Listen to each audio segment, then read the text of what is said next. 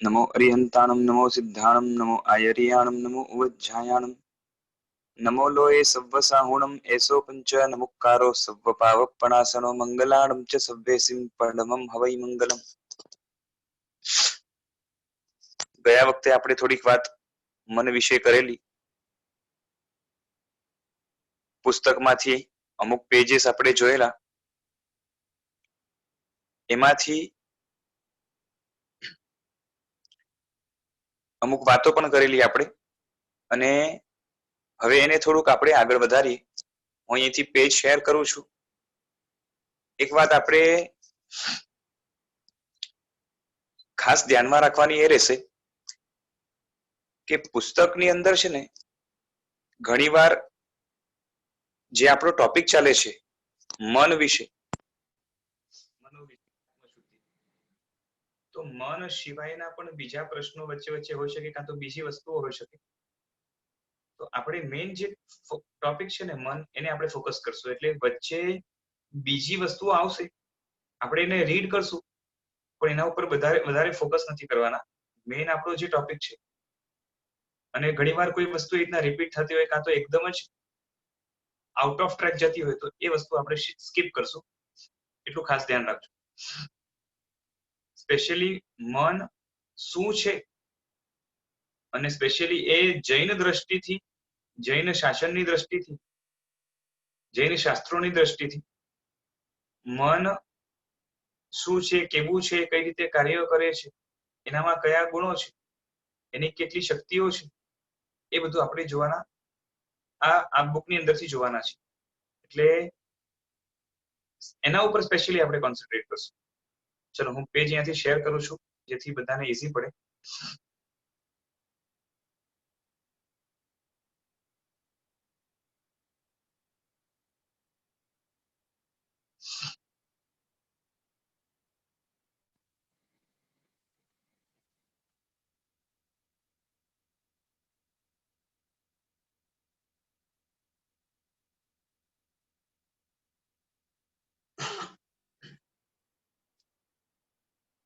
Last time આપણે અહીંયા પહોંચ્યા હતા. થોડુંક આપણે રિવાઇઝ કરશું. લાસ્ટ પેરેગ્રાફ, માનવ મન ફ્લેક્સિબલ છે. પ્રસન્નચંદ્ર રાજાનું દ્રષ્ટાંતથી આપણે જોયું હતું કે માણસનું મન હોય, મનુષ્યનું મન છે, એ સહેલાઈથી વાળી શકાય તેવું છે, અને તેનો સ્વભાવ પરિવર્તનશીલ છે, અને એટલા હદે પરિવર્તનશીલ છે કે ઊંચામાં ઊંચા ભાવો કરવા હોય, સારામાં સારા ભાવો કરવા હોય તો પણ એ કરી શકે, અને નીચામાં નીચા, ખરાબમાં ખરાબ, ગંદામાં ગંદા ભાવો કરવા હોય એ પણ એ કરી શકે. એટલે માણસના મનની આ વિશિષ્ટતા છે. આવી વિશિષ્ટતા બીજા જીવોને હોતી નથી. દેવતાઓને પણ કેટલો પણ પુરુષાર્થ કરે, સારામાં સારા એકદમ જ શુદ્ધ ભાવ એને કરવા હોય તો ન કરી શકે, અને ખરાબમાં ખરાબ ભાવ કરવા હોય તો પણ ન કરી શકે. માટે દેવતા ક્યારેય મરીને ફરીથી દેવતા થાય નહીં, અથવા તો મોક્ષ વગેરે પ્રાપ્ત કરી ન શકે. અને દેવતા મરીને ખરાબ ભાવો કરવા દ્વારા નરકની અંદર પણ જઈ શકતા નથી. એટલે દેવતાના મનની અંદર પણ આટલી ફ્લેક્સિબિલિટી અને આટલી દ્રઢતા હોતી નથી. આ માનવ મનની મોનોપોલી છે. એટલે મનુષ્ય મન એ જ એવું છે જે ઊંચામાં ઊંચી ગતિ અથવા તો નીચામાં નીચી ગતિ કરી શકે. હવે જરાક આગળ ચાલી, લખ્યું છે, વર્તમાન ભવમાં તમે તમારા મનનું પુરુષાર્થ દ્વારા આમૂલ પરિવર્તન કરી શકો છો. કારણ કે વર્તમાનમાં, એટલે કે પ્રેઝન્ટમાં આપણને જે મન મળ્યું છે, વર્તમાનમાં આપણે મનુષ્ય છીએ, એટલે આપણને જે મન મળ્યું છે એને પુરુષાર્થ દ્વારા, એટલે કે મહેનત કરીને એની અંદર આમૂલ પરિવર્તન કરી શકીએ છીએ, એટલે કે મૂળથી પરિવર્તન કરી શકીએ છીએ. રૂપ, શરીર બળ વગેરે બધું જ દેવ કે પશુ ભાવમાં વધારે હોઈ શકે છે. આપણા કરતા ઘણા સુંદર, ઘણા બળવાન એવા દેવતાઓ હોય, અને ઘણા બધા પશુઓ પણ એવા હોય. મોર વગેરે જોઈ લે તો આપણા કરતા દેખાવમાં સુંદર હોય, અને અમુક પશુઓ એવા હોય જે આપણા કરતા દેખાવમાં પણ સુંદર હોય અને તગડા પણ હોય, મજબૂત હોય, શરીરનો બાંધો. પણ શુદ્ધિ અશુદ્ધિના ચરમ શિખરોને સ્પર્શ કરવાની મનની પ્રચંડ શક્તિ તો ફક્ત માનવ ભાવમાં છે. એટલે કે હાઈએસ્ટ લેવલની મનની શુદ્ધિ એ સ્પેશિયાલિટી માનવના મનની છે, મનુષ્યના મનની છે. એ બીજે ક્યાંય જોવા નહીં મળે. એટલે આ એક ખાસિયત છે. પશુઓમાં પણ જોવા નહીં મળે, દેવોમાં પણ જોવા નહીં મળે, અને આ વસ્તુ નરકના જીવોમાં પણ જોવા ન મળે. તેથી જ તેની તોલે બીજો કોઈ ભવ આવી શકે તેમ નથી. એટલે મનુષ્ય ભવની કમ્પેરિઝનમાં બીજા બધા ભવ મનની અપેક્ષાએ, મનની સ્ટ્રેન્થની અપેક્ષાએ અને મનની ફ્લેક્સિબિલિટીની અપેક્ષાએ એ ઘણા નીચા છે. આગળ કહે છે કે માનવીને કુદરત દ્વારા મનની વિશેષ ભેટ મળી છે. એટલે બાય નેચર, આ તો એમ કહેવાય ને નેચર્સ ગિફ્ટ છે આપણને આવું વિશિષ્ટ મન જે મળ્યું છે. જો આપણે આ મનના રહસ્યો સમજી શકીએ તો આ માનવ ભવને સફળ કરી શકીએ. મનુષ્યનો જે આપણે આ ભવ મળ્યો છે, so we are lucky because we are having such a type of mind which is a great gift of nature. હવે આગળ કહે છે કે મન આખી દુનિયામાં એક ક્ષણમાં ફરીને પાછું આવી શકે છે. આપણે જોતા હોઈએ છીએ કે મોટે ભાગે લોકોનું મન ચળચળ હોય છે. થોડીક વારમાં અહીંયાના વિચાર, થોડીક વારમાં ત્યાંના વિચાર, થોડીક વારમાં ક્યાંક તો થોડીક વારમાં ક્યાંક. ઘરની અંદર બેઠો હોય, ઓફિસના વિચાર કર્યા કરે. સ્કૂલની અંદર બાળક બેઠો હોય, ઘરના અથવા તો ખેલવા કૂદવાના વિચાર કર્યા કરતો હોય. જેને હરવા ફરવાનો શોખ હોય, એક દેશની અંદર બેઠો હોય તો બીજા દેશની અંદર આ રીતે ફરીશ, આ રીતે જઈશ, એવા પ્રકારના વિચારો કરતો હોય. એટલે મન, શરીર કદાચ એક જગ્યાએ હોય પણ મન આખી દુનિયાનું પર્યટન કરીને આવી શકે છે. એટલે ક્ષણમાં આખી દુનિયાને ફરવાની તાકાત, એટલે કે આખી દુનિયાના ભાવોને, આખી દુનિયાના વિચારોને મનની અંદર લાવીને મનનું કોન્સન્ટ્રેશન, એનું ફોકસ ક્યાંય પણ હોઈ શકે છે. અને લખે છે કે જો રસ પડી જાય, એટલે ઇન્ટરેસ્ટ લાગી જાય, તો એક જ વસ્તુમાં એકાગ્રતા પણ લાવી શકે છે. બરાબર છે?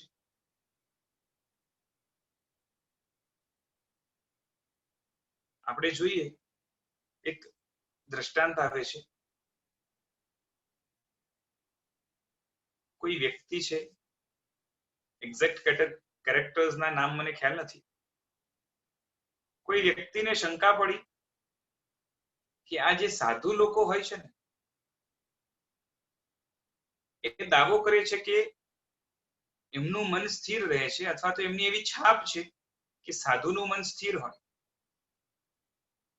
પણ મન તો ચંચળ છે, મન ક્યારેય સ્થિર રહેતું નથી. એક જ જગ્યાએ ચોટીને રહે, અથવા તો ત્યાં ત્યાં ન ભટકે, એવું ક્યારેય અનુભવમાં આવ્યું નથી. એટલે એ માને એમ છે કે મન ક્યારેય સ્થિર હોઈ ન શકે, આ સાધુઓ બધા ખોટા છે. હવે આ વાત ત્યાંના રાજાને ખબર પડી. એને થયું કે આ વ્યક્તિને જે એના વિચાર છે ને એમાં પલટો લાગવાની જરૂરત છે. એટલે રાજાએ પ્રબંધ કર્યો, એક આખું પ્લાનિંગ સાથે કાવતરું ગોઠવ્યું એને સમજાવવા માટે. કોઈક બાનું કરીને કોઈક જગ્યાએ ચોરી કરાવી, અને ચોરી કરાવીને ઇલ્ઝામ, એટલે એની આડ આ વ્યક્તિ ઉપર નાખી દીધી. પછી એને રાજમહેલમાં પકડીને લઈ આવવામાં આવ્યો અને એના ઉપર આરોપ મૂકવામાં આવ્યો કે ભાઈ તે ચોરી કરી છે. અને તને મોતની સજા મળશે. પેલો વ્યક્તિ ગભરાય છે, સાથે કહે છે કે મેં કંઈ કર્યું નથી. આખું કાવતરું એ રીતે ગોઠવ્યું હતું કે બધા જ સબૂતો કાં તો જે ગવાહો છે એ બધા જ એના તરફ આંગળી કરતા હતા. એટલે એકદમ ભારે મુસીબતમાં ફસાયેલો હતો. આમ જોવા જઈએ તો આખું પ્લાનિંગ હતું. એટલે એની પાસે ખાલી કહેવા લાયક એટલું હતું કે હું ચોર નથી, મેં ચોરી કરી નથી. એના સિવાય પુરાવા માટે એની પાસે બીજું કોઈ હતું નથી. એનો સાથ આપે એવો કોઈ વ્યક્તિ પણ ત્યાં હાજર નહોતો. અને આમ પણ રાજાની સામે કોણ પડે? એટલે રાજાએ એને કીધું કે ભાઈ તારે હવે મૃત્યુનો સ્વીકાર કરવાની તૈયારી રાખવી પડશે, એટલે હવે તારે મરવાની વારી આવી છે.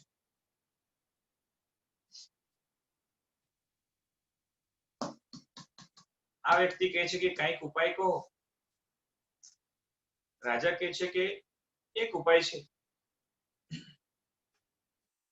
તને એક ડબ્બો આપી, એ ડબ્બાની અંદર ઉપર સુધી તેલ ભરેલું હશે. એ ડબ્બો તારે ઉપાડવાનો, ચાલતા જવાનું, આખા નગરમાં ફરવાનું અને ફરીથી રાજમહેલમાં આવી જવાનું. તેલનું એક ટીપું પણ ઢોળાવવું જોઈએ નહીં. અગર ઢોળાયું તો તારી સજાએ મોત ફિક્સ છે. હવે આનો તો જીવનનો સવાલ હતો કે અગર આ રીતે પણ જો બચી શકાય, આ રીતે પણ રાજા જો આપણને બક્ષો કરવા તૈયાર હોય, છોડવા તૈયાર હોય, તો આ રીતે કરીએ. એને કીધું રાજાજી સારું છે, આ રીતે કરીશ. બીજા દિવસે સવારમાં એને તેલથી ભરેલો ડબ્બો, ઉપર સુધી તેલ ભર્યું હોય એવા પ્રકારનો ડબ્બો એના હાથમાં આપ્યો. માથે ઢાંકણ પણ નહીં, અને હાથ ઉપર પકડીને એને ચાલવાનું. તેલનું એક બિંદુ પણ ઢોળાવવું જોઈએ ને. આ વ્યક્તિ ચાલવા માંડ્યા. હવે રાજાએ નગરના જેટલા રસ્તાઓ પરથી આ પાસ થવાનો છે એ જગ્યાઓ ઉપર અમુક વસ્તુઓ ગોઠવી હતી જે એને આકર્ષે. કોઈ જગ્યાએ એવા નાટકો ગોઠવ્યા હતા, કોઈ જગ્યાએ એવા સંગીતો ગોઠવ્યા હતા, કોઈ જગ્યાએ સુંદર સ્ત્રીઓ નૃત્ય કરતી હોય એવા પ્રકારનું ગોઠવ્યું હતું. આવા જાત જાતના પ્રલોભનો ગોઠવ્યા હતા જેમાં ભલભલા માણસ પણ અંજાઈને એ તરફ આકર્ષાયા વગર ન રહે. કોઈ જગ્યાએ રસ્તાની અંદર કાંટા, કાંકરા વગેરે ગોઠવ્યા હતા. કોઈ જગ્યાએ લોકો એને ગાળો દેતા હોય એવા પ્રકારના ગોઠવ્યા હતા. એટલે અનુકૂળ બને એવી પણ કેટલી બધી પરિસ્થિતિઓ ત્યાં ગોઠવવામાં આવી હતી, અને પ્રતિકૂળ બને એવી પણ પરિસ્થિતિઓ ત્યાં ગોઠવવામાં આવી હતી. આ વ્યક્તિના હાથમાં તેલનું પાત્ર છે, તેલનું ભાજન છે, તેલનું વાસણ છે, એની અંદર તેલ ભરેલું છે, અને એની નજર આમાં છે. કારણ કે ખબર છે કે અગર જરાક પણ આમથી આમ થયું, મગજ બીજે ક્યાંય પણ ગયું, તો મારા જાનના 12 વાગી જવાના છે. જાન જવાના ભયથી એ વ્યક્તિ ત્યાં નજર નાખીને બેઠો છે. ચાલતો જાય છે, કેટલા બધા પ્રલોભનો છતાં પણ એનું મન પણ ત્યાં જતું નથી. એની દ્રષ્ટિ તો અહીંયા છે કે મારે આટલો લાંબો સફર તય કરવાનો છે, અહીંયા મારે ધ્યાન રાખવાનું છે. પાંચે ઇન્દ્રિયોના, એટલે કાનને સારું સાંભળવા મળે એવી પણ વ્યવસ્થા રસ્તામાં કરી છે. ઇન્દ્રિયને બહુ ગમે એમ છે, છતાં પણ ત્યાં ધ્યાન પણ જતું નથી. દેખાવામાં સારા રૂપો, સારી વસ્તુઓ ત્યાં ગોઠવવામાં આવી હતી, ત્યાં પણ એની દ્રષ્ટિ જતી નથી. સુગંધી પદાર્થો રસ્તામાં ગોઠવવામાં આવ્યા, ત્યાં સુગંધ આવે છે છતાં પણ ત્યાં દ્રષ્ટિ પણ જતી નથી, ક્યાંથી આવે છે. અને જાત જાતની મીઠાઈ વગેરે, પકવાન ભોજન વગેરે પણ રાખવામાં આવ્યા હતા, એની પણ સુગંધ આવે. અને મોઢું જાણે લલચાઈ જાય એવી ત્યાં વ્યવસ્થા કરી, છતાં પણ ત્યાં પણ નજર પડતી નથી. અને એશો આરામની કેટલી બધી સામગ્રી જે શરીરને સાતા આપે, કોમળ એવા જે છે ને સ્પર્શવાળા, ત્યાં વિષયો ગોઠવાયા હતા. સુંદર સ્ત્રીઓ સામેથી બોલાવે એવા પ્રકારની પણ વ્યવસ્થા. આ બધું જ હોવા છતાં પણ એને જાનનો જોખમ છે. તેલનું એક પણ બિંદુ ઢોળાયું તો હવે જાન ગવાવી પડશે, માટે ધ્યાન ત્યાં ને ત્યાં છે. કાંટા છે, ખાડા ખબડા છે, કાંકરા છે, બધામાંથી પસાર થઈને એ વ્યક્તિ ધીરે ધીરે ધીરે કરીને સંભાળી સાચવીને પણ છેલ્લે અંતે રાજમહેલમાં રાજ દરબારને ત્યાં પહોંચ્યો. ત્યાં એન્ટ્રી લીધી, રાજા પાસે પહોંચી ગયો. રાજાને કહે છે, રાજાજી એક પણ ટીપું ઢોળાયું નથી, હવે આપ મારી જાન બક્ષ દો. રાજાએ કહ્યું કે તું જ્યારે ફરીને જતો તો નગરની અંદર તે શું શું જોયું એ મને જરાક કે. પેલો વ્યક્તિ વિચારે છે કે રાજાએ પૂછ્યું છે, મારે જવાબ તો આપવાનો છે. એ વિચારે છે કે મેં શું જોયું. યાદ કરવા જાય છે, કઈ યાદ આવતું નથી, કારણ કે લક્ષ્ય ત્યાં ગયું જ નથી. બારે ક્યાં કે છે, રાજાજી જાનને હાથમાં લઈને ગયો હતો, તેલનું ટીપું ઢોળાય નહીં એટલી વસ્તુ સિવાય મેં કઈ જોયું નથી. રાજાએ કહ્યું કે તું લગભગ 3 થી 4 કલાકથી તું ફરતો હતો, નગરની અંદર ચાલતો જતો હતો. 4 કલાક સુધી એક જ જગ્યાએ તારું મન રહ્યું. તો કે હા, વાત તો સાચી છે, એક જ જગ્યાએ રહ્યું.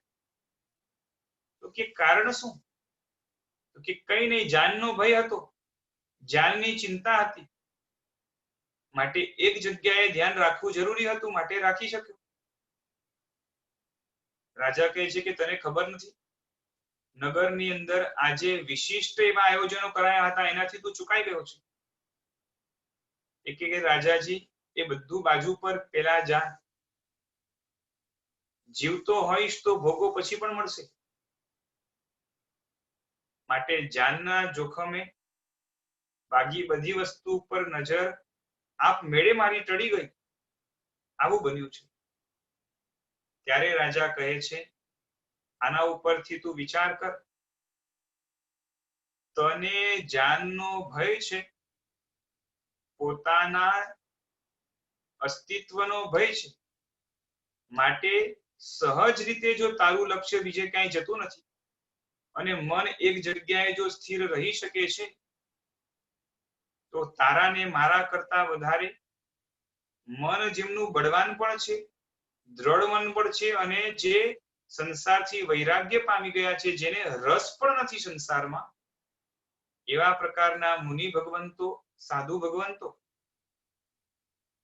જેને પોતાની સાધનાના ચલિત થવાથી સંસાર પરિભ્રમણનો ભય લાગી ગયો છે, એને વિષય આદિની અંદર ચિત્ત જાય કઈ રીતે, અને પોતાના આત્માની પ્રગતિમાંથી મન ઊંચું થાય કઈ રીતે, માટે એમનું પણ મન જેમ તારું હમણાં સ્થિર રહ્યું એમ જીવન પર્યંત ચોક્કસ સ્થિર રહી શકે છે.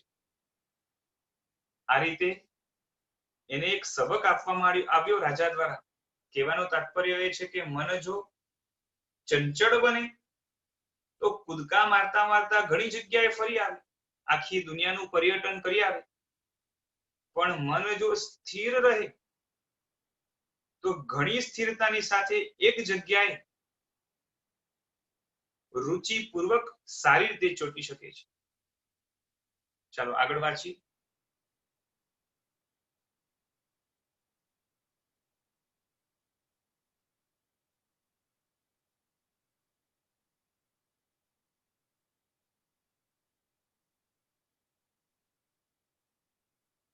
એટલે જ્યાં રસ હોય, આપણો બધાનો પણ અનુભવ છે કે રસ જ્યાં પડે ત્યાંથી મન ઉઠતું નથી.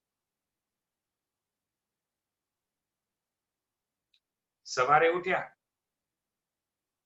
જેને ચાયની આદત હોય, મન ચાયમાં જ્યાં સુધી હોય, રસ ત્યાં હોય, ત્યાર સુધી એકાગ્રતા પણ ચાયમાં હોય. ટીવી જોવે છે, પિક્ચર ગમી ગયું, સિરિયલ ગમી ગઈ, અથવા તો ક્રિકેટ મેચ વગેરે જે પણ જોઈએ છે, રસ ત્યાં છે તો ત્યાં એકાગ્રતા આવી જ જશે. પછી આજુબાજુમાં જે થતું હશે ત્યાં લક્ષ્ય નહીં જાય. રસ કેટલો વધારે છે એના ઉપર એકાગ્રતા ડિપેન્ડ કરે છે. એકાગ્રતાની સ્ટ્રેન્થ રસની સ્ટ્રેન્થ ઉપર ડિપેન્ડ કરશે. એટલે રસ જે વસ્તુમાં વધારે હશે, ઇન્ટરેસ્ટ લેવલ જેટલો ઊંચો હશે, એટલી એકાગ્રતા, કોન્સન્ટ્રેશન કે ફોકસ એ વધારે રહેવાનું છે. હવે આગળ કહે છે કે મનની શક્તિ અજબ ગજબની છે. શક્તિ એટલે પાવર. એટલે મન આપણે કદાચ એને ઇગ્નોર કરીએ કે નાનકડું અંગ માનીએ, પણ એનો પાવર ગજબનો છે, એટલે જબરદસ્ત છે. કઈ રીતે છે એ મનના જે ગુણો આગળ આપણે જોવાના છીએ એના ઉપરથી ખ્યાલ આવશે. હજી આગળ કહે છે કે બીજી બાહ્ય ઇન્દ્રિયોની શક્તિ મન આગળ અંશ માત્ર પણ ન આવે. કે આ બારે દેખાતી જે ઇન્દ્રિયો છે, ઇન્દ્રિયો એટલે સેન્સ ઓર્ગન્સ, કાન છે, આંખ છે, નાક છે, જીભ છે અને ચામડી છે. ઇન્દ્રિયની ભાષામાં કહીએ તો કાનને કર્ણેન્દ્રિય અથવા તો શ્રોતેન્દ્રિય કહેવાય, આંખને ચક્ષુ ઇન્દ્રિય કહેવાય, નાકને ઘ્રાણેન્દ્રિય કહેવાય, જીભને રસનેન્દ્રિય કહેવાય અને ચામડીને સ્પર્શનેન્દ્રિય કહેવાય. પાંચે પાંચ સેન્સ ઓર્ગન્સની તાકાત જેટલી છે એના કરતા મનની તાકાત, મનની શક્તિ કંઈક ગણી છે, એટલી બધી વધારે છે કે એની સામે બહુ અલ્પ તાકાત ઇન્દ્રિયોની છે એમ કહી શકાય. પણ આ શક્તિનો પરિચય એટલે આપણે we are not introduced to the power of brain. Brain નહીં પણ એકચ્યુઅલી માઇન્ડ. અને એના કારણે સાધના કરવામાં, સાધના એટલે શું? મનને સાધવું. અહીંયા સાધના કેની વાત ચાલે છે? મનની વાત ચાલે છે. એટલે મનને સાધવાની વાત ચાલે છે. આગળ જઈને આત્માને સાધવાની પણ વાત ચાલશે. તો મનને સાધવામાં એટલે કે મનને જીતવાની જે સાધના કરવાની છે, કારણ કે જે મનને જીતી શકે ને, આમ કહેવાય કે જે પોતાના મનને જીતી ન શકે એ કદાચ જગતને જીત્યો છતાં પણ હાર્યો કહેવાય. અને જેણે પોતાના મનને જીતી લીધું એ જગતને જીતી શકે. એટલે મનને જીતવાની જે સાધના છે એ સાધના ક્યારે પાવરફુલ બને? જો મનનો પરિચય હોય. મનથી આપણે જો વાકેફ ના હોઈએ, એનો પરિચય ન હોય, તો સાધનામાં રસ, રુચિ, ઉત્સાહ વગેરે આવશે નહીં. એટલે શક્તિનો પરિચય ન હોવાથી સાધનામાં આપણે ઉત્સાહિત નથી હોતા. We are not that much enthusiastic about controlling our mind to win over mind. કારણ કે આપણે એનો પરિચય નથી, એની શક્તિનો. કે મન જો જીતાય તો કેટલા બધા ફાયદા છે, જેથી કરીને આપણને જ સંતોષ, સુખ, શાંતિ અને બળવત્તાનો અહેસાસ થશે. જો મનનો પરિચય થઈ જાય તો આ બધું સહજ થઈ શકશે. અને એ મનનો પરિચય કરવા માટે જ આપણે આ ગ્રંથ હાથમાં લીધો છે. હવે એક જે પેરેગ્રાફ છે, આમ જોવા જઈએ તો ડાયરેક્ટલી કનેક્ટેડ નથી, એટલે હું ફટાફટ વાંચી જઈશ. પશ્ચિમના ધર્મોમાં એટલે કે વેસ્ટર્ન જે રિલિજિયન્સ છે એમાં આર્ય શાસ્ત્ર જેવી એટલે કે ઇન્ડિયાની આસપાસમાં જે રિલિજિયન્સ આગળ આવ્યા છે એના જેવી આધ્યાત્મિક દ્રષ્ટિ નથી, એટલે કે આત્માને જોવાની દ્રષ્ટિ નથી. મોક્ષનો એમની પાસે કન્સેપ્ટ જ નથી. એ કન્સેપ્ટ પૂર્વની સંસ્કૃતિનો એટલે ઈસ્ટર્ન વર્લ્ડનો છે. અંગ્રેજી ભાષામાં તો અધ્યવસાય જેવો શબ્દ જ નથી. અધ્યવસાયની વાત હમણાં આવશે આગળ જઈને. તો એવી પાસે એવો કોઈ શબ્દ જ નથી, કેમ કે એ લોકો એવી કોઈ વસ્તુઓ રહે છે ને એ લોકોના શાસ્ત્રમાં એવું કંઈ આવતું નથી. ભારતીય ધર્મમાં એટલે ઇન્ડિયાના જે રિલિજિયન્સ છે એમાં આત્માનંદની વાત છે કે આત્મા અને એનું પોતાનું આનંદ એની વાત છે. અને વેસ્ટર્ન કલ્ચરની અંદર સાલ્વેશન શબ્દ એ લોકો પાસે હોય વધારેમાં વધારે. સાલ્વેશન તો શું થાય કે પાપથી મુક્તિ.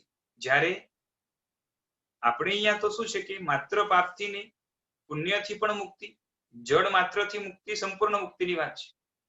એટલે સાલ્વેશન પણ પૂરેપૂરો મોક્ષ માટે સુટેબલ શબ્દ નથી. અને એ લોકો પાસે મોક્ષ માટે કોઈ શબ્દ પરફેક્ટ જડે એવું હોતું નથી એકદમ, કેમ કે ત્યાં મોક્ષનો કન્સેપ્ટ જ નથી. પછી બીજા શબ્દો વપરાતા હોય, પણ આપણે અહીંયા શોભે એવો જોરદાર શબ્દ મુક્તિ બોલો કે મોક્ષ બોલો એ છે.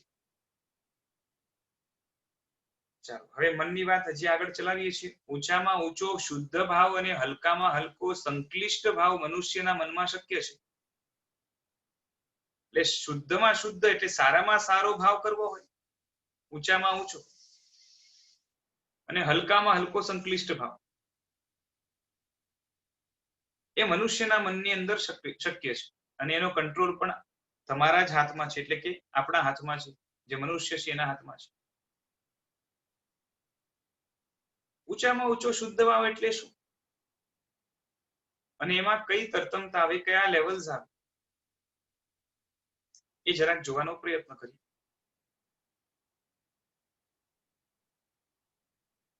આપણે જુદા જુદા પ્રકારના ભાવો કરતા હોઈએ છીએ, મનની અંદર વિચારો કરતા હોઈએ છીએ. કોઈને એવો વિચાર આવ્યો કે મારે પરિવારને સુખી રાખવો છે, અને પરિવારની ચિંતાથી એ પરિવાર માટે મહેનત કરે છે, એનો ભાવ સારો ગણાય. એના કરતા કોઈને એમ થયું કે જેમ ફેમિલી છે એમ આપણી આખી સોસાયટી પણ એક ફેમિલી જેવી છે, તો સોસાયટીના બધા જ લોકો સુખી રહે, કોઈને એકબીજા સાથે અનબન ન થાય, એવા પ્રકારનું જો કાર્ય થાય તો સારું. એટલે સોસાયટીને સુખી રાખવાની એની ભાવના છે, અને એની અંદર ફેમિલી આવી જ જવાની છે, ઇન્ક્લુઝિવ. હવે ત્રીજો કોઈ વ્યક્તિ છે જેને થાય કે મારું શહેર અગર સુખી રહે, મારું શહેર અગર સારું રહે તો દુનિયામાં પણ એનું નામ થાય, અને મારી આજુબાજુના મારા જ લોકો છે બધા, જેની સાથે રોજ મારે હરતા ફરતા મળવાનું છે. સોસાયટીના લોકો તો બહુ લિમિટેડ થઈ જાય, પણ મારે અંદરો અંદર પણ ઘણા બધા સાથે વ્યવહાર છે. આ બધાનો ઉપકાર પણ હું લઈને બેઠો છું. માટે જો મારો શહેર જો સુખી થતું હોય તો એના જેવું સારું કાંઈ નહીં. માટે શહેર માટે જે કરવું પડશે હું કરીશ. આ એના કરતા સારો ભાવ છે. એમ કરતા કરતા કોઈને એમ થાય કે રાષ્ટ્ર માટે કંઈ કરવું જોઈએ, એટલે પેલા તો જિલ્લા માટે, રાષ્ટ્ર માટે, કોઈને એમ થાય કે દેશ માટે કંઈક કરવું જોઈએ, કોઈને એમ થાય કે આપણે એશિયાના છે કોન્ટિનેન્ટ માટે કરવું જોઈએ, આપણું કોન્ટિનેન્ટ જે છે ને 7 કોન્ટિનેન્ટ્સમાં નંબર બનાવવો જોઈએ, કોઈને એમ થાય કે દુનિયાના બધા માણસો ખુશ થાય એવા પ્રકારની જે છે વ્યવસ્થા કરવી જોઈએ, કોઈ હેલ્થ માટે કરે, કોઈ ફૂડ માટે કરે, કોઈ આવા પ્રકારના જુદા જુદા વિચારો લઈને લોકો ફરતા હોય છે. તો જે પોતાનો જ માત્ર વિચાર કરે છે એ સ્વાર્થી ગણાય, એનો ભાવ ખરાબ ગણાય છે, અશુભ ગણાય છે. પણ પોતા સિવાયનો, પોતાનો એટલે ભૌતિક સ્વાર્થની વાત છે કે બાકી જેનું જે થવું એ થાય, મારે સુખી રહેવું છે. તો આવો સ્વાર્થી વ્યક્તિ એ તો આમ પણ જે છે ને જગતમાં ખરાબ જ ગણાય છે, પણ પોતાને છોડીને એક પણ વ્યક્તિ માટે કંઈક કરવા તૈયાર થાય તો આપણે કહીએ કે કંઈક સારો છે. પછી પરિવાર માટે કરે, સોસાયટી માટે કરે, શહેર માટે કરે, જિલ્લા માટે કરે, રાજ્ય માટે કરે, દેશ માટે કરે, આગળ જઈને ખંડ માટે એટલે કે કોન્ટિનેન્ટ માટે કરે, ને હજી આગળ જઈને આખી દુનિયાના બધા મનુષ્ય માટે કરે, પેલા કરતા બીજો, બીજા કરતા ત્રીજો, એ રીતે બધાના શુભ ભાવની અંદર ફરક છે, તરતમતા છે, ડિફરન્સીસ છે. આમ કરીને કોઈને એમ પણ વિચાર આવે કે ખાલી જ માણસો શું, બીજા પણ જીવો સારા છે, અને બીજા જીવોની અંદર એને મોટા મોટા જીવો દેખાય, જેમ પશુ પંખીઓ છે. એમાં પણ કોઈ કોઈ એવા હોય કે મનુષ્યની સાથે કોઈને ડોમેસ્ટિક એનિમલ્સ છે જે માણસને યુઝફુલ પણ બને છે અને માણસ એની સાથે સારી રીતે રહેતો હોય. કૂતરા છે, બિલાડા છે, પછી હાથી વગેરે છે જે પાળેલા હોય. એના સિવાય ગાય ભેંસ વગેરે છે. એ આપણી સંસ્કૃતિ સાથે વણાયેલા અમુક પશુઓ જે રહેતા છે એના ઉપર પણ સારી રીતે દયા આવવી જોઈએ, એના રક્ષણ માટે પણ કંઈ કરવું જોઈએ. આ બધા હોય ને એનિમલ વેલફેર વાળા વગેરે. તો અમુક ડોમેસ્ટિક લેવલ સુધી હોય, અમુક વાઇલ્ડ લાઈફ સુધી પણ જાય. તો અપાર્ટ ફ્રોમ એટલે ઇન્સાનની તો એટલે મનુષ્યની તો ભલાઈની વાત હોય, પણ સાથે સાથે આવા જાનવરોને પણ જે છે ને એ સારું થાય એવી ઈચ્છતા હોય, એવી એમની ભાવના હોય, તો એ હજી સારા ગણાય. હવે નાના નાના જીવો પણ બહુ સારી રીતે પોતાનું જીવન વ્યતીત કરી શકते, એમને પણ હેરાનગતિ ન થાય, એમના પ્રોગ્રેસમાં પણ કોઈ અટકાયત ન થાય, આવું જે વિચારે છે એ એના કરતા પણ સારું છે.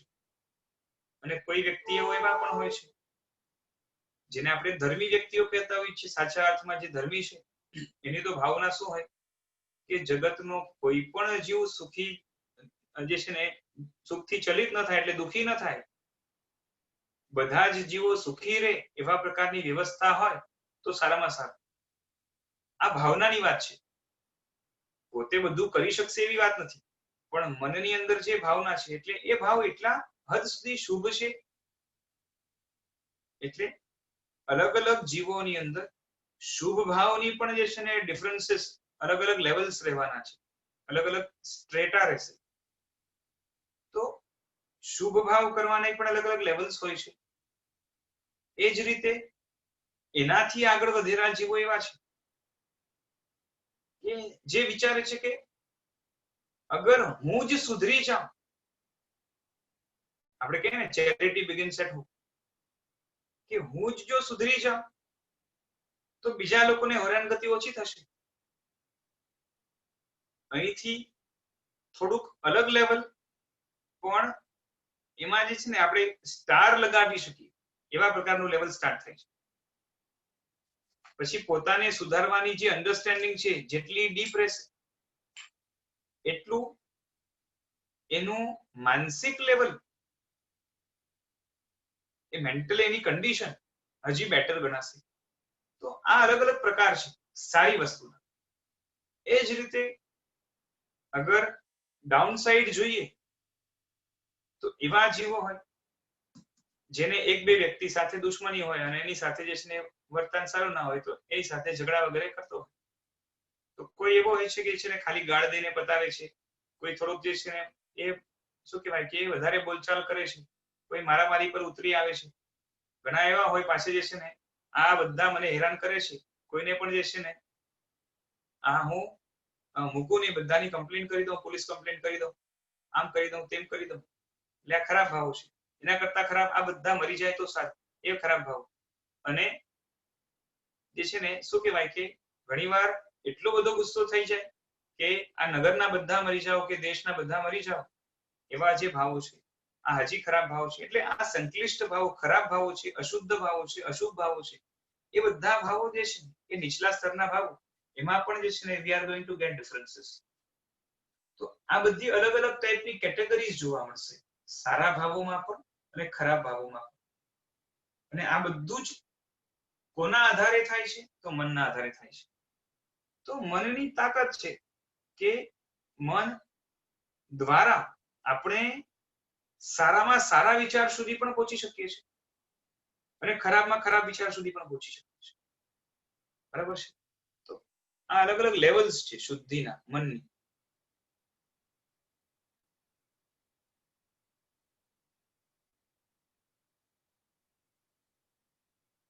જેની આપણે વાત કરતા હતા. એટલે આ લોકો પાસે,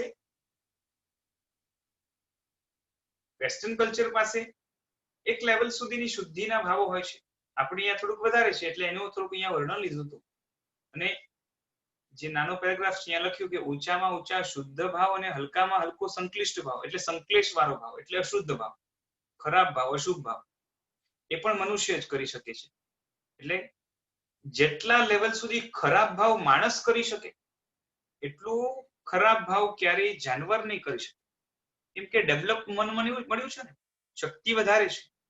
એટલે એક લેવલથી જે છે ને નીચા ભાવો એ જાનવર કે દેવતા કે બીજા કોઈ નહીં કરી શકે જેટલા મનુષ્ય કરી શકે.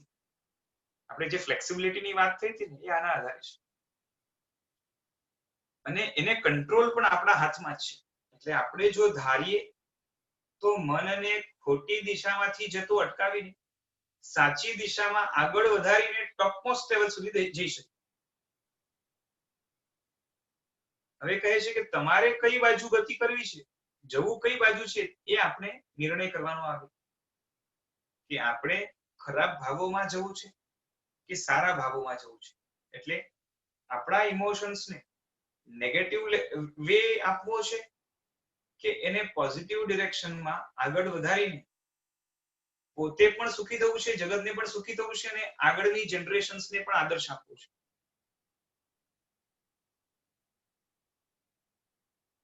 મન શું ચીજ છે એટલે what is mind, Jain philosophy પ્રમાણે શાસ્ત્રીય પરિભાષામાં સમજવું હોય એટલે શાસ્ત્રના આધારે અગર મનને ડિફાઇન કરવું હોય તો એની માટે એક્ઝામ્પલ આપે છે કે જેમાં શરીર છે ને આપણે મળેલું બોડી છે એ જડ છે. જડ એટલે શું? It is made up of non living matter, કાં તો મેટર કહીએ તો ચાલે. એટલે it is made up of atoms and molecules.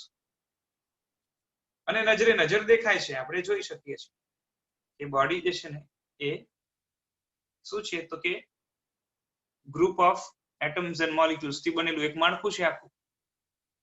ઘણા બધા એટમ્સ એન્ડ મોલિક્યુલ્સ થી એક ઓર્ગેનલ બને છે. ઘણા બધા ઓર્ગેનલ્સ મળીને સેલ બને છે અને બહુ બધા સેલ મળીને જે છે એ ઓર્ગન બને છે. Lots of organs together it max organ system. અને ઘણી બધી ઓર્ગન સિસ્ટમ મળીને એક આખો ઓર્ગેનિઝમ, એક માણસ, એક વ્યક્તિ બને છે. તો રચના કેની છે આખી? તો it is a matter of atoms. Atoms જોડીને આ બનતું હોય છે. તેમાં બાહ્ય દુનિયાના જ્ઞાનના સાધન તરીકે જેમ 5 ઇન્દ્રિયો રચાય છે, આપણું શરીર છે, એમાં બહારની જે વસ્તુઓ છે, શરીરથી બહારની જે વસ્તુઓ છે એનું જ્ઞાન કરવા માટે એટલે જોવા માટે, સાંભળવા માટે, સૂંઘવા માટે આ ઇન્દ્રિયોની રચના થઈ છે શરીર ઉપર જ. બરાબર ને? એટલે આંખ દ્વારા આપણે જોવાનું કામ થશે, કાન દ્વારા સાંભળવાનું કામ થશે, નાક દ્વારા સૂંઘવાનું કામ થશે. તો એ બહારની દુનિયાનું જ્ઞાન મેળવવાનું રસ્તો શું છે આપણી પાસે? આ 5 sense organs. It senses the environment and gives information two અસ. તેમ અંદરમાં જ અતિશય સૂક્ષ્મ રચનાવાળું જ્ઞાન તંતુઓનું સૂક્ષ્મ માળખું છે જેને લોક વ્યવહારમાં મગજ કહેવાય છે. એટલે શરીરની અંદર ઝીણા જ્ઞાન તંતુઓ છે. ઓકે, એટલે જેને આપણે નર્વ્સ કહીએ છીએ અને એનાથી બનેલું એક માળખું છે. એટલે એક રચના બનેલી છે જેને આપણે મગજ કહીએ છીએ, બ્રેન. માથામાં જે બ્રેન છે એની વાત ચાલે છે. અને જૈન શાસ્ત્રીય પરિભાષામાં આ બ્રેનને મનઃ પર્યાપ્તિ કહેવાય છે. આ વર્ડ યાદ રાખજો. પર્યાપ્તિ શું છે આપણે આગળ જઈને ડિસ્કસ કરવાના છીએ. બટ જૈન શાસ્ત્રમાં જે આપણે બ્રેન કહીએ છીએ એના માટે શબ્દ શું છે? મનઃ પર્યાપ્તિ. અને તેનાથી પણ અતિશય સૂક્ષ્મ, જે ડિરેક્ટલી આપણે જોઈ ન શકીએ અને જેને મશીન દ્વારા ડિરેક્ટલી પકડી ન શકીએ, એના ઇફેક્ટ્સ બ્રેનમાં દેખાય. જે આપણે કમ્પ્યુટર સાથે કનેક્ટ કરીએ તો એના વાઇબ્રેશન્સ ના નોટેશન એ આપણે કમ્પ્યુટરમાં જોઈ શકીએ. પણ એ જે સૂક્ષ્મ છે જેને કોઈ મશીન ડિરેક્ટલી ન પકડી શકે, એની અસરોને પકડી શકે, એ સ્પેશિયલ ટાઈપના પૂતગલો હોય છે, સ્પેશિયલ ટાઈપના મોલિક્યુલ્સ હોય છે જેને મનોવર્ગણા કહેવાય છે, અને એનાથી બનેલું એક સાધન છે જેને દ્રવ્યમન કહેવાય. એ પણ જળ જ છે. જળ એટલે શું? જળ એટલે નોન લિવિંગ મેટર, રાઈટ? તો એ જળ અણુ પરમાણુની રચનામાંથી આ સ્પેશિયલ આકાર બને છે, જે આકાર પણ વિચારો ભાવો મુજબ સતત બદલાયા કરે છે. So now this will need a little explanation. આ વસ્તુ શું છે થોડુંક વિસ્તાર માંગશે. એક વ્યવસ્થા કહી દઉં. જૈન શાસ્ત્રોની અંદર એક સિંગલ એટમ હોય ને એને પરમાણુ કહેવાય છે. આપણે અહીંયા સાયન્સની અંદર જેને એટમ કહીએ છીએ, આપણે અહીંયા કન્સેપ્ટ શું હતું સાયન્સમાં કે એ લોકોએ નામ આપ્યું એટમ. એટમ એટલે શું? જેને કટ ન કરી શકાય, જેના બે પાર્ટ્સ ન કરી શકાય, the smallest particle of matter. પછી આગળ જઈને એ લોકોએ નામ તો એટમ આપી દીધું કે હવે આના ટુકડા નહીં થઈ શકે. લેટિનના એટોમોસ વર્ડમાંથી એ બનેલું છે. હવે થયું શું કે જેમ જેમ રિસર્ચ વગેરે કરતા ગયા તો એમને અનુમાન થતું ગયું કે આની અંદર પણ કંઈક છે, જેને આપણે એટમ કહીએ છીએ એની અંદર પણ કંઈક છે. હવે એ લોકોએ એટમ નામ ચેન્જ ન કર્યું, નામ રાખ્યું હતું એટલે ચાલતું હતું એટલે ચલાવ્યું, એટલે આપણે હજી પણ એને એટમ કહીએ છીએ. પણ એની અંદર કંઈક છે, means it can be divided. અને એટમનો સીધો અર્થ એ છે કે which can not be divided. આગળ જઈને ખબર પડી કે there are protons, neutrons, electrons અને હજી પણ ઘણી બધી જે છે ને પોઝિટ્રોન્સ વગેરે કેટલી બધી વસ્તુ, મિઝોન્સ વગેરે. તો આવું બધું ઘણું બધું એ લોકો આગળ જે છે ને એ ફાઇન્ડ આઉટ કરીને એડ ઓન કરતા જાય છે, અને આગળ જઈને પણ હજી કેટલું આવશે ભગવાન જાણે.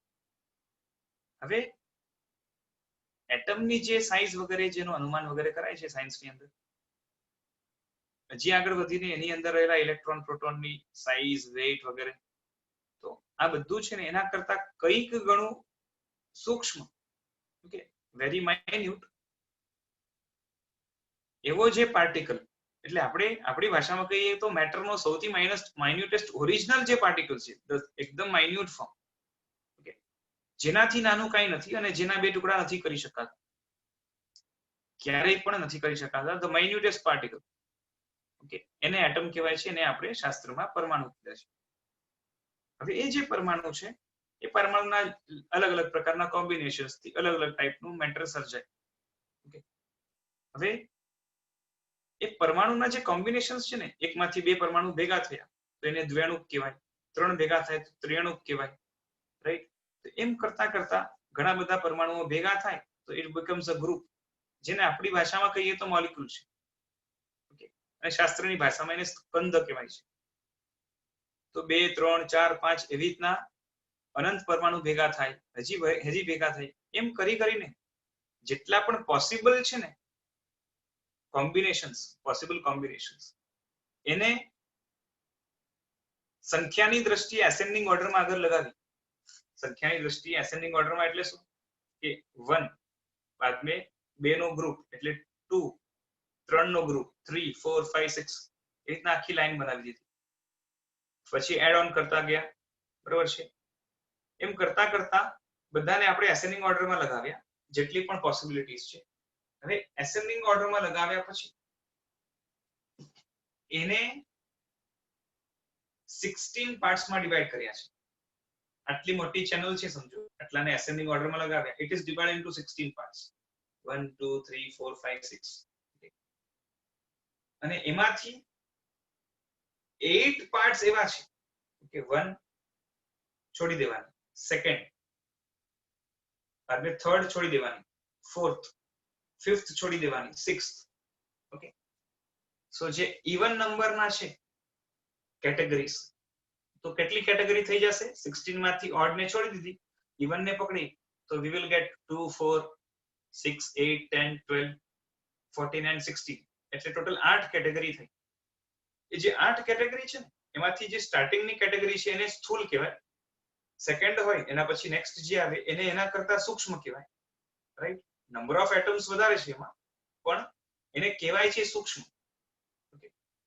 એટલે હોય શું ખબર છે, એની સાઈઝ નાની હોય, નંબર ઓફ એટમ્સ વધારે હોય. અને એમ કરતા કરતા સૂક્ષ્મ, સૂક્ષ્મતર, સૂક્ષ્મતમ એમ કરતા જાય તો જે 8મી કેટેગરી છે, રાઈટ, એ સૌથી સૂક્ષ્મ ગણાય. અને એ 8 કેટેગરીઝ વ્યક્તિને, આત્માને એ કામ લાગતી હોય છે. એને ગ્રાહ્ય વર્ગણા કહેવાય. વર્ગણા એટલે class. We have divided into 16 classes. Among that, the 8 classes are useful to soul, spirit, atma. Right? એમાંથી જે ફર્સ્ટ કેટેગરી છે, એમાંથી આપણું શરીર બનેલું છે, આપણે દેખાતી બધી વસ્તુઓ બનેલી છે. રાઈટ? જેનું નામ છે, બધાનું અલગ અલગ નામ આપ્યું છે. રાઈટ? જેને ઔદારિક વર્ગણા કહેવાય છે. હમણાં જે આપણી આસપાસ જે હવા છે, પાણી છે, આ બધી વસ્તુઓ જે દેખાય છે, દીવાર છે, આ બધું જે આપણે હમણાં જોઈ સાંભળી શકીએ છીએ, એવરીથિંગ એ એક કેટેગરી છે. તો એ ફર્સ્ટ વન ઔદારિક છે. પછી એમ કરતા કરતા ઔદારિક, વૈક્રિય, આહારક, એ રીતના બધાના નામ છે. છેલ્લી જે કેટેગરી છે એનું નામ છે કર્મ. જેમાં એક કર્મણ વર્ગણા કહેવાય. એમાંથી કર્મ બને છે જે આત્મા ઉપર ચોટે છે. એમાં વચ્ચે આહારક, વૈક્રિય, હમણાં જે છે ઔદારિક, વૈક્રિય, આહારક, તેજસ, પછી લાસ્ટ વન કર્મણ. એની વચ્ચે આવે છે ભાષા, શ્વાસોશ્વાસ અને મનોવર્ગણા. એટલે સેકન્ડ લાસ્ટ કેટેગરી છે ને, 8 માંથી 7th કેટેગરી જે છે એનું નામ છે મનોવર્ગણા. એ એવા પૂતગલો છે જે આખી દુનિયામાં બધે જ રહેલા છે. Everywhere there is no place where આવા પૂતગલો ના હોય. અને એ મનોવર્ગણા એ કેટેગરી છે. તમને સમજાય છે બધાને? એક સ્પેશિયલ ટાઈપના પૂતગલો આખા જગતમાં બધે જ છે. પૂતગલો એટલે શું? મેટર. આખા જગતમાં બધે છે. એમાંથી આપણે એક મન બનાવીએ છીએ.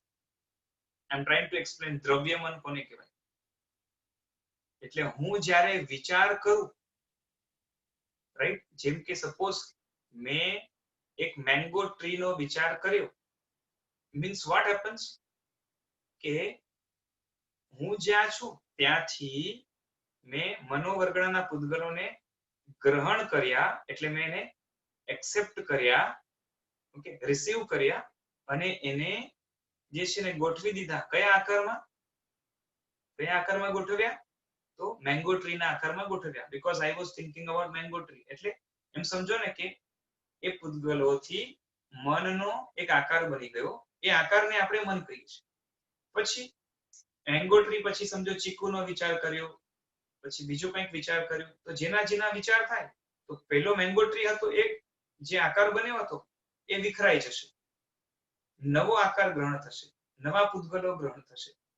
ચીકુનો વિચાર કરીએ તો ચીકુનો આકાર બની જશે. કોઈક વ્યક્તિનો વિચાર કર્યો તો એ વ્યક્તિનો આકાર બની જશે. રાઈટ? ટીવીનો વિચાર કર્યો તો ટીવીનો આકાર બની જશે. તો મન સતત બને છે અને વિખરાય છે. બ્રેન કેવું છે? આપણે પેદા થયા ત્યારથી બ્રેન છે અને સતત રહે છે ને આખા જીવન સુધી. મનનું એવું નથી. મન બને છે, વિખરાય છે. પાછું બીજો વિચાર કર્યો, પાછું બન્યું, પાછું વિખરાયું. આ ચેન્જ થાય છે ને મન વારંવાર, એને આપણે વિચાર કહીએ છીએ. સો ધીસ ઇઝ દ્રવ્ય મન. મનોવર્ગણા છે. વર્ગણા મીન્સ વોટ? કેટેગરી. એક કેટેગરી છે. ઓકે, 7 નંબરની કેટેગરી. નંબર ઓફ વર્ગણાસ છે અલગ અલગ. એમાંથી 7th ટાઈપની કેટેગરી છે જેને મનોવર્ગણા કહેવાય. એ મનોવર્ગણાના મોલિક્યુલ્સને આપણે એક્સેપ્ટ કરીને, ગ્રહણ કરીએ છીએ, એટલે રિસીવ કરીને એને આપણે એક આકાર દઈએ છીએ. જેનો વિચાર કરવાનો હોય એનો આકાર આવી જાય. રાઈટ? ધેટ ઇઝ મન. તો મન is a temporary thing which keeps on changing. એના આકારો બદલાય છે because નવા પૂતગલો, નવા મોલિક્યુલ્સ આપણે ગ્રહણ કરીને we are using it for making new man. તો આ રીતે મનમાં જે પરિવર્તન આવે છે એને આપણે વિચાર કહીએ છીએ. અને એ જે મન છે એ મનને મોલિક્યુલ્સ થી બનેલું જે મન છે એને દ્રવ્ય મન કહેવાય છે. રાઈટ? મનના બે પ્રકાર છે. દ્રવ્ય મન which is materialistic, made up of matter, made up of atoms and molecules. અને બીજું છે ભાવ મન, જે આગળ આવશે. Okay, so it is made up of kind of emotions, feelings, okay, ભાવો, પરિણામો એનાથી બનેલું છે. તો એમાં શું આવશે આપણે જોઈશું. દ્રવ્યમન, ભાવમન. What is દ્રવ્યમન? દ્રવ્યમન is made up of special kind of molecules which are present everywhere in this world, and we receive them and channelize it to form a particular shape which we sense, and that sense which comes out of this thing, okay, જે પરિણામ થાય છે, જે જ્ઞાન થાય છે ને, એ ભાવમનની વાત છે, એ આપણે આગળ જોઈશું. રાઈટ? સો આઈ હોપ તમને લોકોને દ્રવ્યમન સમજાઈ ગયો છે. અને આગળ આપણે રીડ કરીએ. કોઈને કઈ આમાં ડાઉટ વગેરે હોય તો હેન્ડ રેઝ કરી શકે છે, ના સમજાયું હોય તો.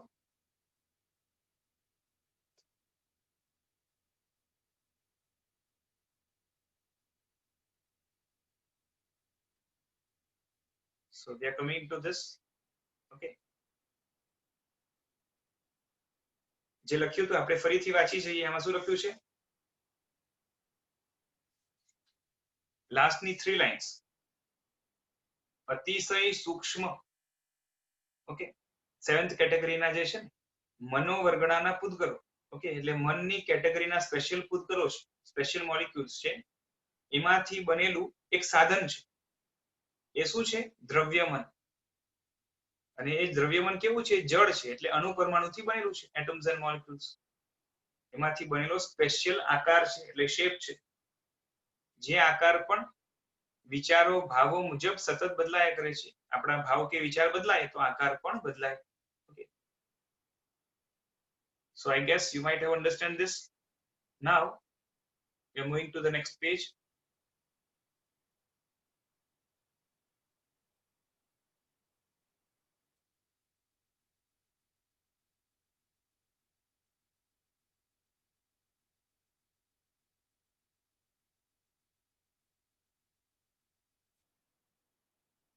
જેની પાસે મનઃ પર્યવ જ્ઞાન છે તે જ્ઞાનીઓ રૂપી એવા આ મનને સ્પષ્ટ જોઈ શકે છે.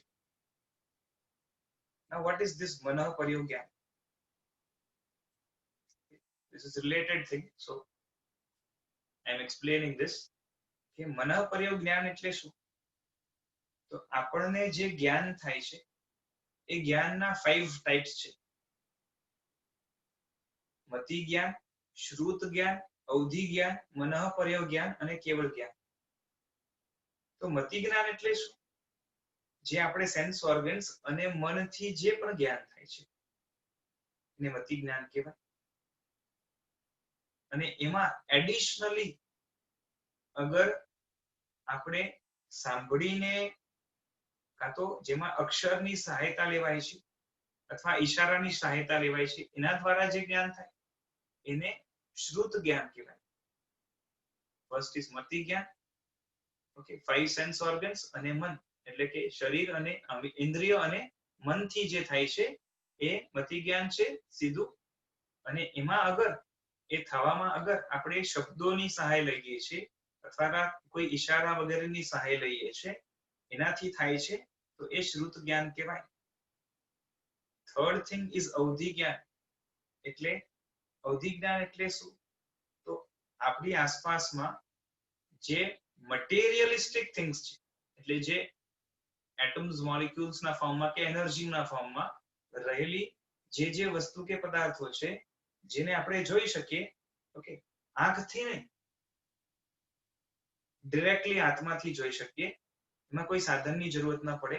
અને એની પણ લિમિટ હોય કે કોઈ વ્યક્તિ 1 કિલોમીટર દૂરનું પણ જોઈ શકે, કોઈ એ 10 કિલોમીટર દૂર પણ જોઈ શકે, બહુ દૂરનું પણ જોઈ શકે. તો એને અવધિ જ્ઞાન કહેવાય. એની એક અવધિ હોય છે, એની એક મર્યાદા હોય છે, એની એક લિમિટ હોય છે. જેટલી લિમિટ હોય એટલું જોઈ શકે. એ જ રીતે ચોથું જ્ઞાન છે ને એનું નામ છે મનઃ પર્યવ જ્ઞાન. ઓકે, મનઃ પર્યવ જ્ઞાન એટલે શું? કે મનના પર્યાય, એટલે મનનો જે ફોર્મ છે. જેમ કે સમજો કે મેં આંબાના ઝાડનો વિચાર કર્યો એટલે મારી ઉપર આંબાના ઝાડના શેપના મોલિક્યુલ્સ ગોઠવાઈ ગયા શેપમાં, રાઈટ? તો અગર કોઈ વ્યક્તિને મનઃ પર્યવ જ્ઞાન છે, આપણને નથી, પણ અગર કોઈને હોય તો એ વ્યક્તિ મારા મનમાં જે આંબાના ઝાડની આકાર છે ને એ બરાબર જોઈ શકશે. મીન્સ બીજાના મનને ડિરેક્ટલી રીડ કરી શકે, એની સામે દેખાય, એના મનમાં જે છે એ દેખાય. અનુમાન કરે એમ નહીં કે આની આવી રીતના સોચે છે માટે આ રીતે વિચારતો હશે, એવું નહીં. એને એનું મન એટલે એના જે વિચારો છે ને એકદમ ક્લિયર એને દેખાય, એને કહેવાય મનઃ પ્રયોગ જ્ઞાન. અને પાંચમું જ્ઞાન છે કેવલ જ્ઞાન. કેવલ જ્ઞાન એટલે પૂર્ણ જ્ઞાન, જેમાં કંઈ બાકી નથી, જેને બધું જ દેખાય, બધું જ ખબર પડે, બધું જ સમજાય, બધું જ જણાય, એ કેવલ જ્ઞાન છે. તો અહીંયા શું કહે છે, જેની પાસે મનઃ પ્રયોગ જ્ઞાન છે એવા જે જ્ઞાનીઓ છે એ રૂપી એવા મનને એટલે આ દ્રવ્ય મન છે ને એને સ્પષ્ટ જોઈ શકે છે. they can see it clearly. સામાન્ય ઇન્દ્રિયોથી મન ગ્રાહ્ય નથી, એટલે કે આપણે પોતાની ઇન્દ્રિયોથી એટલે આંખથી ક્યારેય પણ કોઈનું મન નહીં જોઈ શકાય. આંખથી આપણે વ્યક્તિના ફેસના એક્સપ્રેશન જોઈને એ આમ વિચારતો હશે એવું અનુમાન કરી શકાય, બટ એનું મન આંખથી ક્યારેય નહીં જોઈ શકાય, કારણ કે આપણી આંખ સ્થૂળ છે અને મન સૂક્ષ્મ છે. એટલે સામાન્ય ઇન્દ્રિયોથી મન ગ્રાહ્ય નથી, ગ્રહણ કરાતું નથી. રૂપી દ્રવ્ય પણ સૂક્ષ્મ હોવાથી આપણી ઇન્દ્રિયોથી અતીત છે. કે ઘણી બધી વસ્તુ એવી છે જે સૂક્ષ્મ હોય તો ડિરેક્ટલી દેખાય નહીં. જેમ છે ને હવા છે એ નક્કી છે પણ દેખાતી નથી, સ્પર્શથી ખબર પડે છે. એટલે બીજી બધી વસ્તુ જે સ્થૂળ છે એના કરતા હવા સૂક્ષ્મ છે. લાઈટ છે ઘણી જગ્યાએથી આરપાર થઈ જાય છે જ્યાંથી હવા પણ નથી થઈ શકતી, તો એ સૂક્ષ્મ છે. એટલે સૂક્ષ્મ જેટલું વધારે હોય એટલી એની પેનિટ્રેટિંગ પાવર પણ વધી જાય, અને સામાન્ય ઇન્દ્રિયોથી એને જોવાની જે શું કહેવાય પોસિબિલિટી એ ઘટી જાય છે. એટલે રૂપી દ્રવ્ય પણ એટલે બધી જ રૂપી વસ્તુ હોય એ દેખાય એવો નિયમ નથી આંખથી. છતાં પણ જે જળ છે, પૂતગલ છે, એટલે મનઃ પ્રયોગ જ્ઞાની, એટલે મનઃ પર્યાય જેને મનઃ પર્યાય વાળો જ્ઞાની છે, એટલે ચોથા નંબરનું જ્ઞાન જેને થયું હોય, ઓકે, એવા વિશિષ્ટ મહાત્મા હોય છે જે એવી સાધના કરે જેથી એક પાવર તરીકે અંદરમાંથી એવું જ્ઞાન થાય એમને, અને એ જ્ઞાન દ્વારા એ જ્ઞાન દ્વારા એ સાક્ષાત કોઈના મનને જોઈ શકે. એવું જે જ્ઞાન છે અને જોઈને જાણી પણ શકે એના મનમાં શું છે, તો એવું સાક્ષાત મનને જોઈ શકે, બરોબર છે. એવા જ્ઞાનીઓને મનઃ પ્રયોગ જ્ઞાની કહેવાય છે. જ્યારે અરૂપી એવા આત્માનું પ્રત્યક્ષ તો કેવલ જ્ઞાની જ કરી શકે. ઓકે, આત્માને ડિરેક્ટલી જોવો હોય ને એટલે મનઃ પ્રયોગ જ્ઞાનથી નહીં દેખાય. મનઃ પ્રયોગ જ્ઞાનથી મન દેખાશે, આત્મા નહીં દેખાય. આત્મા રૂપી નથી, અરૂપી છે. આત્મા મટીરિયલ નથી, ઓકે, નોન મટીરિયલ એન્ટિટી છે. તો આત્માને જોવા માટે તો કેવલ જ્ઞાન જ જોઈએ. કેવલ જ્ઞાન સિવાય બાકીના 4 જ્ઞાન ડિરેક્ટલી આત્મા એનાથી નહીં દેખાય. આ દ્રવ્ય મનની અસરોનો આપણે 24 કલાક અનુભવ કરીએ છીએ. ઓકે, આપણા ઉપર દ્રવ્ય મનની એટલે કે વિચારો, આપણે મન બનાવીએ છીએ, વિચાર કરીએ છીએ, ચેન્જ કરતા રહીએ છીએ, એની આપણા ઉપર અસર 24 hours ચાલુ જ છે, બરાબર છે. અને શાસ્ત્રમાં મનના જે આકાર વગેરે છે એની બાબત એનો વિસ્તારથી વિવેચન છે. દ્રવ્ય મનની સ્પષ્ટ જાણકારી ભગવાને આપી છે. શાસ્ત્રોમાં જે છે ને એનું બહુ ડિટેલમાં વર્ણન છે. પણ આ દ્રવ્ય મન પણ છે ને એ સાધન છે. એના દ્વારા અંદરમાં જે ભાવ પ્રગટ થાય છે, અંદરમાં જે સમજ આવે છે, અંદરમાં જે જ્ઞાન ઉત્પન્ન થાય છે, અંદરમાં જે ફિલિંગ્સ કે ઇમોશન ઉત્પન્ન થાય છે, આ બધું જ જ્યાં રહેલું છે એ છે ભાવમન. એ ખરું મહત્વનું તો ભાવમન છે, વિચ ઇઝ સેન્સિબલ.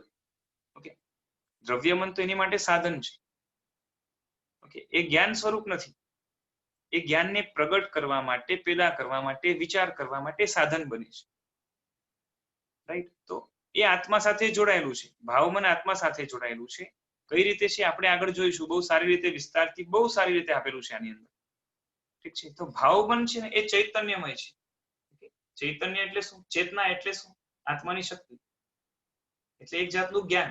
તો ભાવમન એક જ્ઞાનમય છે અને દ્રવ્ય મન છે એ જડ છે. ઓકે, એટલે નોન લિવિંગ એન્ટિટી છે, મટીરિયલિસ્ટિક છે. તો મેટર માંથી બનેલું છે એ દ્રવ્ય મન છે, અને નોન મેટર છે આત્માનો એક હિસ્સો કે એની સાથે જોડાયેલી વસ્તુ છે એ ભાવમન છે, જે જ્ઞાન રૂપ છે. ઓકે, બાકી એના જે પેટા વિભાગો વગેરે જે છે, ઓકે, સબટાઇપ્સ છે, એનું કાર્ય છે, એ આપણે નેક્સ્ટ ટાઈમ જોઈશું. આજે આપણો સમય થયો છે. આવતીકાલે સન્ડે નો દિવસ છે, અને આ જ સમયે 9 થી 10 આપણે અહીંયા સેમ જે છે ને આગળનું થોડુંક રીડિંગ વગેરે કરશું. અને આ જ વસ્તુ જેને રિવાઇઝ કરવી હોય તો એની માટે આપણે અહીંયાથી રેકોર્ડિંગ કરીએ છીએ, એટલે એ અપલોડ થઈ જશે આપણી સાઇટ ઉપર.